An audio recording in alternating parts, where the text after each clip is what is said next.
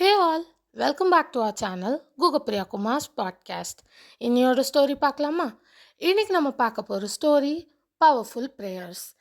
கிம் and Renu ரெண்டு பேர் close companions. சின்ன வயசில் ஒன்றா படித்து ஒன்றா விளையாடி நெய்பர்ஸ், ஃபைனலி ஆஃபீஸ் கொலீக்ஸாகவும் இருந்தாங்க.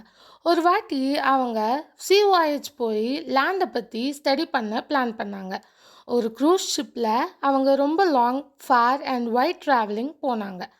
அப்போது திடீர்னு புயல், மழை, பெரிய பேரழிவு ஸ்டார்ட் ஆயிடுச்சு. நடுக்கடலில் கப்பல் கவிழ்ந்துடுச்சு. மோஸ்ட் ஆஃப் த பேசஞ்சர்ஸ் இறந்துட்டாங்க. பட் கிம் அண்ட் ரேக்கு ஸ்விம் பண்ண தெரியும். ஸோ ஸ்விம் பண்ணி நியர்பை ஐலாண்டுக்கு ரீச் ஆனாங்க. அந்த ஐலாண்ட் ஆல்மோஸ்ட் டெசர்டட். ஒரு மரம் கூட இல்லை.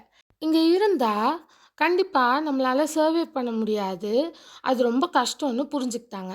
கடவுளோட பிளெஸ்ஸிங்ஸ் இருந்தால் மட்டும்தான் நம்மளால் இங்கேருந்து தப்பிச்சு நம்ம ஊருக்கு திருப்பி போக முடியும்னு நினச்சாங்க. ரெண்டு பேரும் அதை பற்றி பேசிக்கிட்டாங்க.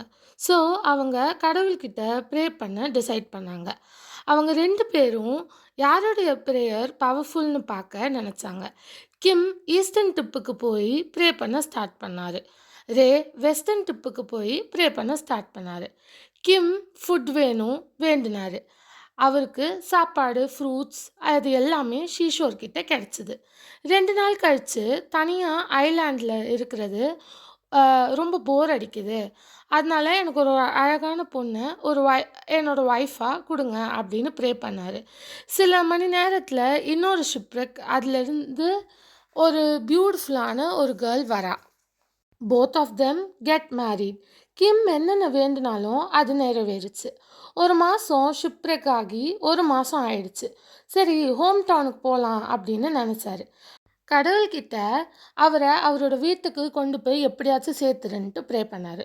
உடனே கிம்முக்கும் அவரோட ஒய்ஃபுக்கும் ஒரு ஷிப் வந்துச்சு.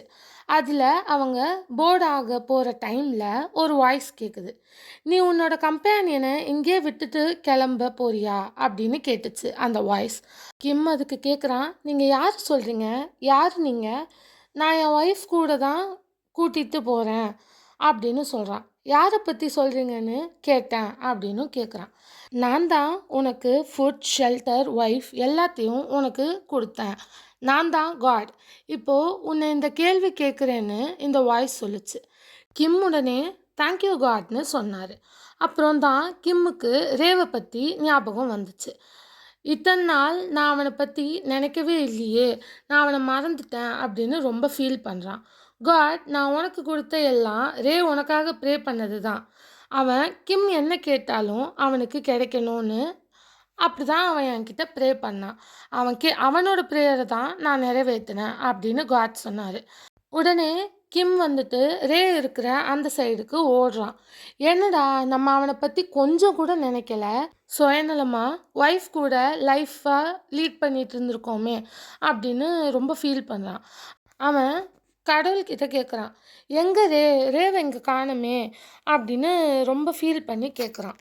அப்போ கடவுள், நான் தான் அவனை என் கூட கூட்டிகிட்டு போயிட்டேன். அவன் உனக்காக மட்டும்தான் ப்ரே பண்ணான். அப்படிப்பட்ட கோல்டன் ஹார்ட் என் கூட தான் இருக்கணும் அப்படின்னு காட் சொன்னார்.